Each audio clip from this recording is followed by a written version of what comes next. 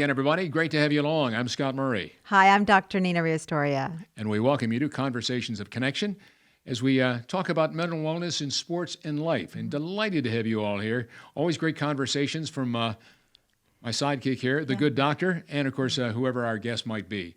And today he happens to come from the world of baseball. Yeah. And something I've been a part of for a long, long time. And I know you like to take a bat or two, right? Take a swing or two. That was actually my sport growing up, from second grade to high school. That's what I thought. I played softball and fast pitch, so I love the sport. Great sport, indeed. Well, tell us about our guest. I'll let you do the introduction. Well, I'm excited that we have Derrick Decker. He is the athletic trainer for the Texas Rangers. He's been going on 5 years now working with them. So he's going to kind of share his story on kind of how he got here and just his role overall and how he really helps and supports all players with their mental health and himself. And, you talk about it before we get to Derrick. I think it's important to note that so many people, I did a podcast earlier this morning, and we were talking about different things and about heroes and role models.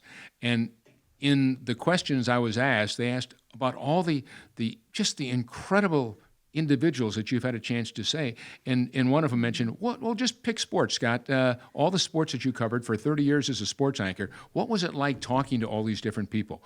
And I said, well, Mickey Mantle was my hero as a kid. Number 7, I wore number 7 in Little League. I wore it in American Legion baseball, high school, whatever. I said, that was great. And then as it progressed, then, you met other people along the way. But I said, they were heroes.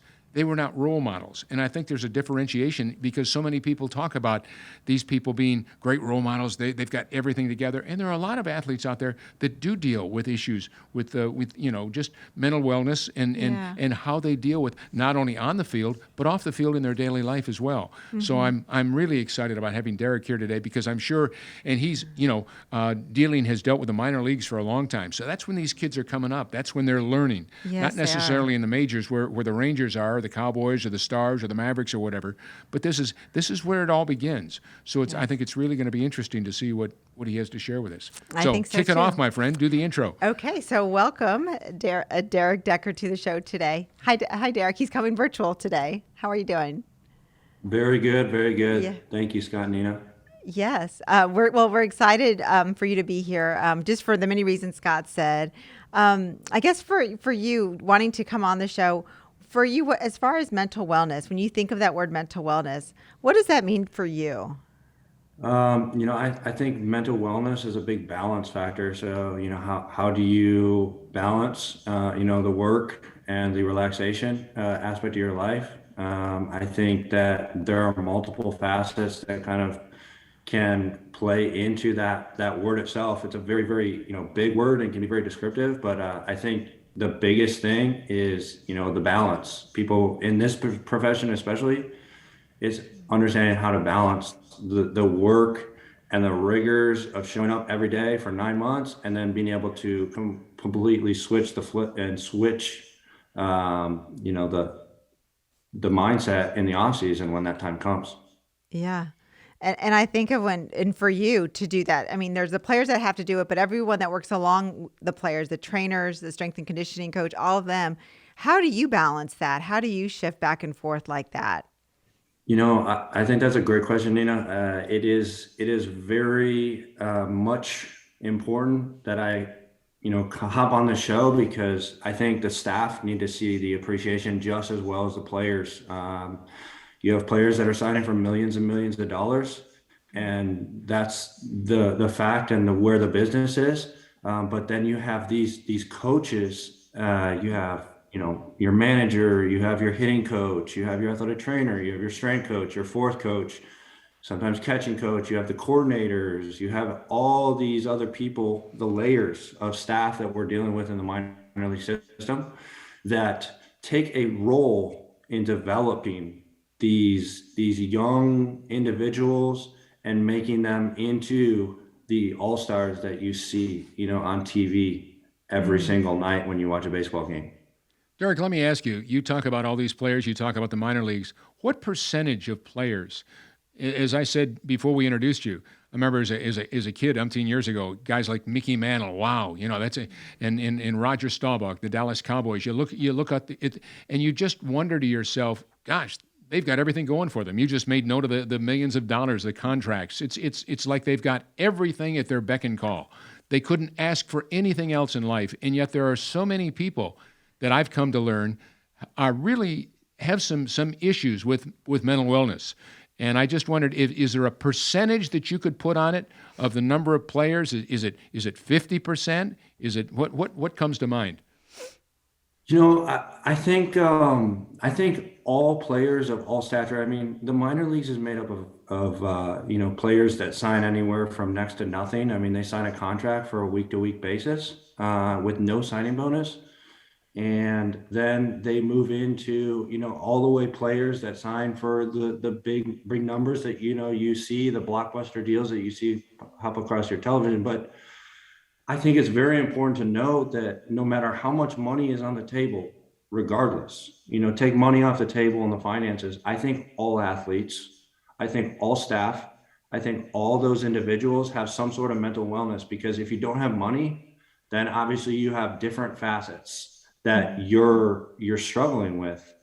And I think, the staff as well, sometimes, when you first get in the game and you're struggling to kind of move around and understand what is where and who is who, and each organization has a lot of people. You're trying to learn a lot of new things. And I think the mental wellness aspect, though, a Dominican player, for example, that signs maybe for a lower number and is coming to the States at 16 and doesn't speak English. His mental wellness, needs might be somewhere different than an individual that signs out of college and has a very good understanding of the infrastructure of the United States, how it works, the housing market, how to move around, and has parents here. Some of those kids don't have parents. So it's very dynamic in the game of baseball and what it's made up of. And you look at the percentages of Latin Americans in the game now. It's those numbers are unbelievable. And my ability to speak Spanish now, I've lived in the Dominican for 11 months prior to, that's how I started out and got into baseball. And I think in that aspect, it's helped me understand that whole other side that people may not always see of learning the language, the barriers that sometimes those Latin players have to hurdle over just to get across the border into the United States and make themselves comfortable. Wow. No, well put. I remember a lot of the Dominican players, any of the ones that came from the islands down there, and what they have to deal with. You make a lot of great points. Yeah.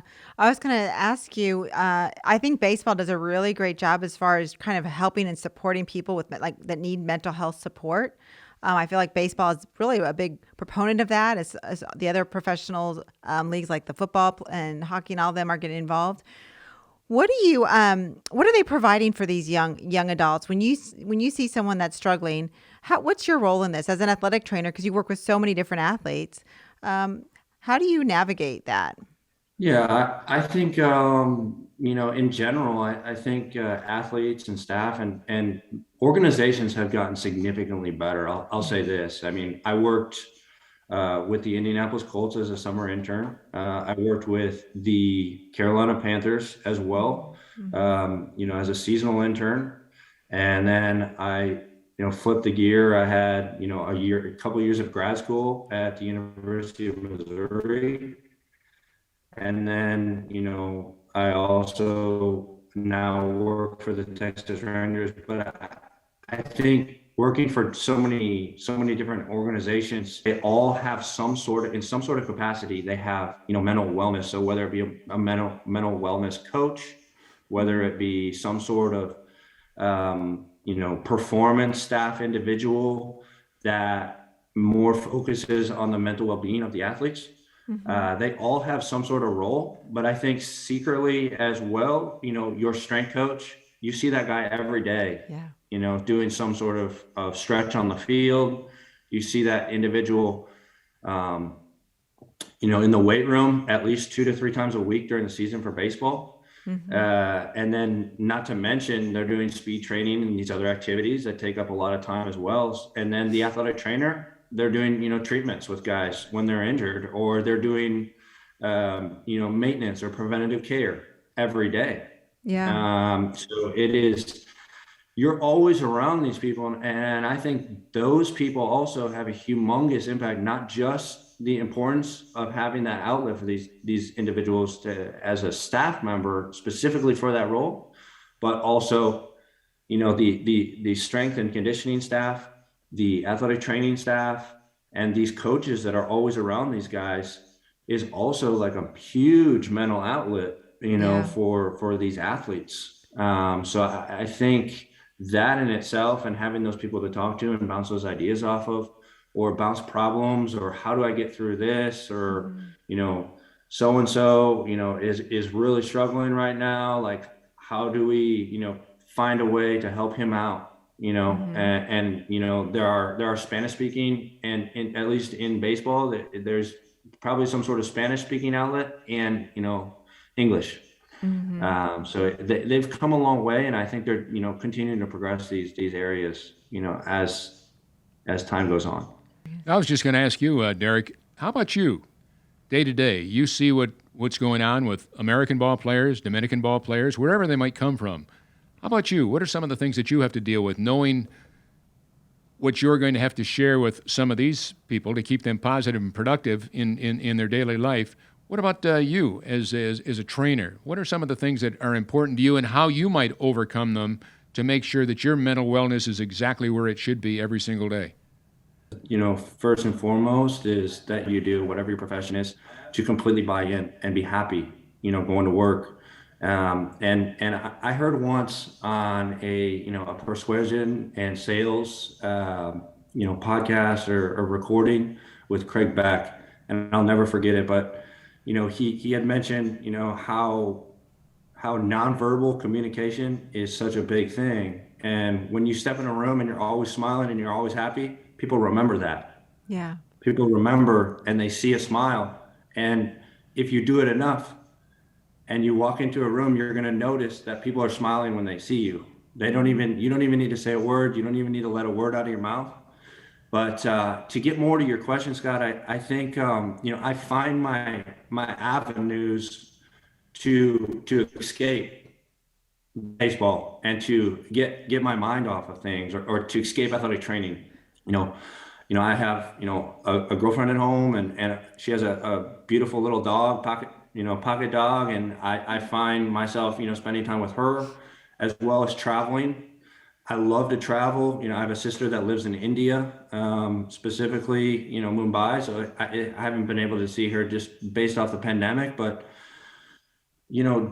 all these other things. And I love the beach. I love to escape. So getting my mind off and appreciating the outdoors and different little things like that. I think that getting away from the game and understanding, what is important and to keep your hand in, and then as well understanding when you can step out and just kind of free your thoughts, free your minds, and understand like what is really important. Whether that be family to you, whether maybe, you have to work on finances, maybe you have something going on at home to take care of, and use that off time, in that fashion, to kind of free yourself and kind of let the stress, alleviate, versus letting these things build up over the season. And it's definitely helped now that the schedule has kind of shifted a little bit to allow for like an off day once a week in season.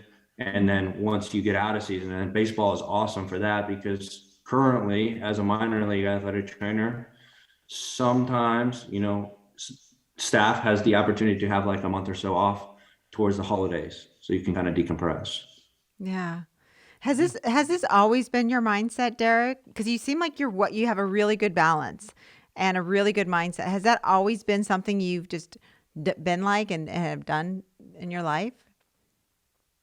I think, it's taken a lot of learning. I mean, being a younger individual in the profession and working in football. I mean, I give a lot of credit to the people that work in the NFL. I give a lot of credit to, those individuals in the MiLB that have to go year round as well. The big league athletic trainers, have a lot of deal with, working with guys in the off season. There are, other sports, and in the collegiate setting is a lot more difficult in that terms, because it's a 365 job. It's all the way, all the way around the year. So Yeah. it's taken a lot of learning and adapting. And I think if you're flexible and you find what makes you comfortable outside the office, I think that you can always find that inner peace, for yourself, regardless of where you are in the world, what you're doing, what your profession is. And I think that's really, really important for people to understand is, finding that balance and finding that happy medium and what makes you, at peace and happy to come to work every day. All right, playing off what you just shared with Nina, let me ask you this, Derrick. Why you got into this position, why you pursued this as your vocation, and number two, the best part about it. I think the biggest thing that I love about athletic training, one is getting people back on the field. I got into athletic training. I was pushed in. I had a stress fracture in my L5, so lumbar number 5, so low back. I had a stress fracture in my low back in high school, and it took some time. I was around a lot of different medical staff along the way, and I kind of dove into what I wanted to go to school for. And a doctor was like stuck in an office all the time, and I really liked the sports aspect. So I was like, what can I do to like create a happy medium? And I chose athletic training. So I went to school at Ball State, and I hopped in, did my 4-year degree, and then kind of got pushed into loving football and different that aspect. So I did an internship with the Colts, and then found myself, loving that and loving getting players back on the field and being in, the atmosphere of high level professional football. So I pursued an internship with the Carolina Panthers, of which was absolutely awesome to see and awesome to be on that level. And it was like it was an addiction. Every time you step on the field on Sunday or Monday night or Thursday night or whatever it was, and flying on those 777 jets to playoffs to go play the Saints, like I'll never forget that stuff. But I think at the end of the day, when I made my switch to baseball, I really had to think about what made me happy, and it was athletic training. And I was able to better shift into the mode of what I do directly reflects on the players. In football, there's a team of a lot more athletic trainers once you get to the higher levels. And in the minor league system, I wanted to hone my skills as a younger athletic trainer. So I wanted my impact to be direct to these players, and my impact, and see what I could do for an organization, or say for these players. But the coolest thing about minor league baseball that not other sports offer is the fact that you can spend 4+ years with guys. So when I started with the Rangers, and I'm sure there's other athletic trainers and staff out there, but I started with them down in the Dominican Republic. And to this year already, I've still worked with a few of the Latin individuals that I started with. So we're going on 3 or 4 years. So you can see the growth that these guys go through, and you can be a part of their life. I mean, it goes from literally teaching them the aspects of daily living and English when they're in the Dominican, all the way through helping them purchase a car once they get into the States. It's not just the athletic training. And then on top of that, you get to see, the fruits of what you have kind of, harvested over these last 3 years. So you get to see their hard work pay off. And then maybe at some point they get signed to a 40-man roster, and you feel like beyond excited for these people because your work has paid off. And it's really freeing, and it's really awesome to see these individuals progress and grow up, and then eventually, fulfill their childhood dreams. That's awesome. Derrick, since we've talked to you, it just seems like you care so much about people, about their mental health, obviously, about the players, and your relationships are really important to you. and connecting and building people up and lifting people up. Seems like that's really, it makes you feel so good. And I just wonder, like, who did that for you growing up? Who lifted you up and made you feel so good that you really admire today? Nina, that's a tough question. But I think it's little people. It's a lot of people along the way, Mm-hmm. Um, I think family is a big one. Like my mother, consistently pushed me, further and further. My father, brought me along the way in terms of, my humor and different stuff like that. But excuse me. It's emotional when you think of the But people. yeah, Yeah, it is. very. But I think, athletic trainers along the way so far have taught me about, networking and understanding the importance of never burning bridges and, building on relationships, because they're always going to take care of you if you have a strong one at the end of the day. So I think, my advice to everyone out there is you build good relationships, you take care of people, and the favor will be returned, and it's not even requested return. It's, I have something going on. And then they're like, how can I help? It's not like, can I have help? Yeah. So it pays its dividends. You build good relationships, and this game, the profession, the people, if you do all those things right and take care of the people around you, you'll be just fine in life. Yeah, I agree with that. How about the biggest challenge you have? You see these young kids, Dominican Republic, United States of America, wherever they might have come from. I just wondered, is there one common denominator that in some way, shape, or form you always want to make sure that you deal with this or that? But I just wondered, is there maybe some of the biggest challenges that you have, the things that you've got to make sure that you get across to these young boys, these young men, if they want to make it in this world, make it on the field and off the field as well, and be successful in life? What are maybe the three key things that you say, I've got to make sure I teach them this, I teach them this, and I teach them this? Yeah, I think in terms of the guys coming from international terms, so we have guys from Panama, Cuba, Dominican Republic, Venezuela, Australia. I mean, the Bahamas, the list goes, not necessarily too international, but and we even have individuals of an Asian descent or different stuff like that. But those individuals specifically, I think teaching them mannerisms in the United States and how we go about life here and what's polite, and taking it back to mom and dad teaching you just the basics of please and thank you, and how to talk to people, and teaching them the ways of how we operate in the United States, I think helps them out tenfold, because then they can go on and they can carry a conversation and make a good impact. And again, build that structure around them and that base.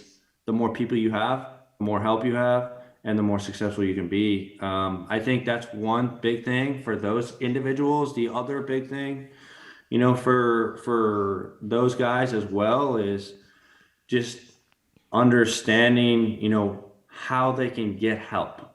So teaching them that there are multiple different assets in the organization to help you, whether it be I need help with finances, or I need help with getting my girlfriend a visa here to the States. How do I do that? So understanding how they can use different avenues within the organization. As an athletic trainer, you spend a lot of time with people, and educating those individuals on how they can go about doing that is really good. Now, for the American guys and those individuals, I think they have a lot better understanding of, obviously, of the things going on around you. But again, I mean, they're sometimes, high school kids being away from mom and dad, and all the way up to college grads, just every day. So you have the high school kid that might, need to have a different need, and maybe he just needs someone to wrap your arms around him because he's having a tough day, and they're going through a struggle that is normal for a high school kid, right? So they need someone to just listen to them and be a set of ears, and maybe give them a hug and wrap your arms around them. Let them know everything's going to be good. We got you. How can we help you? And the college guy might just need like, all right, well, I know this guy and he can help you out, or, whatever they may need. I think that's the biggest struggle for them. And for me personally, I think, the thing that I struggle with the most sometimes is understanding, priorities and what, juggling, what's important from the day in to day out stuff, and, learning obviously the facets, and as you progress up the ranks in the farm system, how to prioritize and time management and plan. I mean, that always and prepare.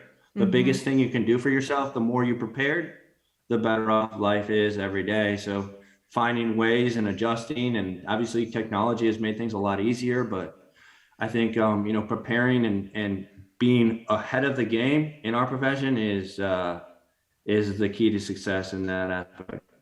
Preparation is key if you want to be productive. There's no question about that. So your points are well taken. Yeah. We've got time for one more question. Why don't you take it away? What comes to mind? Have you got one question you want to? Well, one thing I was thinking, because you've worked with so many athletes and different levels, and when you think of maybe some that really stand out to you that seem really mentally grounded, they're doing really well, or maybe they were struggling, but now they're doing really well. What are a few things you could say about them that help them maintain this healthy mental wellness, to help other athletes that are listening today? I think the one thing that I can kind of hop in and say about, people that are able to find that balance again. So kind of going back to that other question of finding that balance and finding that what makes you happy, and how do you release stress, or how do you, take on stress. And I think the individuals, the players that have built good relationships, with other guys and other, whether you're coming in from, an international place and you've built that home of people, I think those people have really good success and opportunity, because then they can obviously work together as a team and get through things, and maybe understand what this guy is doing really good. And monkey see, monkey do. Like, I'm going to do the same thing, but I'm just going to do it better than this other guy, right? So obviously it gets competitive at times, but I think when they are able to use each other and bounce different ideas off of what works, or hey, this hitter, especially performance wise and different stuff like that, I think, hey, this guy, has a really good sinker or a really hard curveball, and the batter in the box is filling in the guy that's in the dugout, right? Or vice versa. Like, you get this chain of communication between all these guys, especially throughout the season. You see teams more than once, and you figure out tendencies of players. You figure out all these other different aspects. You figure out how to stay healthy. How do you stay healthy in 100, and now next year it's going back to 130 something games. So how do you stay healthy throughout this whole thing? How do you keep yourself above water?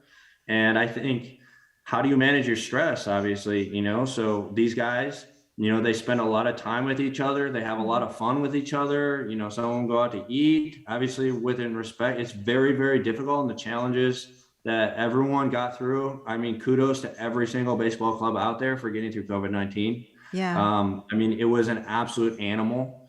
And I think, we battled it really well and got through a lot of different challenges. And it's behooved us to kind of change a couple of things moving forward. But I think everyone deserves like a huge pat on the back just to get through that. Sounds like, yeah, it seems like just connection, relationships are so important today, and for the teams, and just learning from each other can really help with their mental health, just learning and growing together. And yeah, all those things. Yeah, I think that's important for any team. That's great. Pretty good stuff. And I think Yeah. Nina and I both agree that we could probably sit around here and listen to you for another hour and a half. Yeah. Really, that was great stuff. Yeah. I'm gonna jump in here, even though I said that was the last question that Nina had. You have shared with me some really good information, and the two of us, I'm sure, would agree after we sign off, Derrick, that you seem to have your head on pretty straight, which Yeah. is not always the case these days, especially with people your age. So here's my question: 10 seconds. Perfect world. If you had a choice to do, and I just wondered what your future plans are in the back of your head that you've not shared with anybody, 10, 20, 30 years from now, where is the ultimate goal you hope to be doing? I mean, I think just like everyone, I make it to the show, where the lights shine a lot brighter and get to the big leagues. I mean, Okay. that's my goal and that's my In aspiration. baseball? because at that Baseball, point, football, like, whatever. Baseball, football, whatever. Doesn't matter. I think baseball. Baseball, I okay. really, my heart has definitely found its love in baseball, and Okay. giving to this profession is awesome. Just it's fantastic. So I think my heart lies with baseball right now, and I'm 100% sold. Well, I tell you what, the two people that are looking at you that spent 30 minutes with you just now, I think we would agree that you've got a great future looking forward to you. Yes. Wouldn't you agree? Yes. Yeah. And I think the players are really blessed to have you. You Yes. just seem like you're very engaging, encouraging, and you're probably a counselor, listening and validating and helping them. You do, I'm sure, a great job for them and help them with their mental health. Great job. Absolutely, we do our best. Thank you very much, Scott, Nina. Yeah, you're welcome. No, you're very welcome, and continued success to you. That's great. Derrick Decker. That was good stuff, wasn't it? That was wonderful. Yes, I Yeah, it loved really it. was. It really was. Well, till next time, Yep. I guess that's it for this edition of Conversations of Connection. Yeah. All right. Tune in next month, and I'm Dr. Nina Rios-Doria. She's the brains behind this whole thing, so but it's fun. It's fun, and we certainly wish you well. Stay safe, stay well, and till next time, I'm Scott Murray. She's the good doctor. See you next time.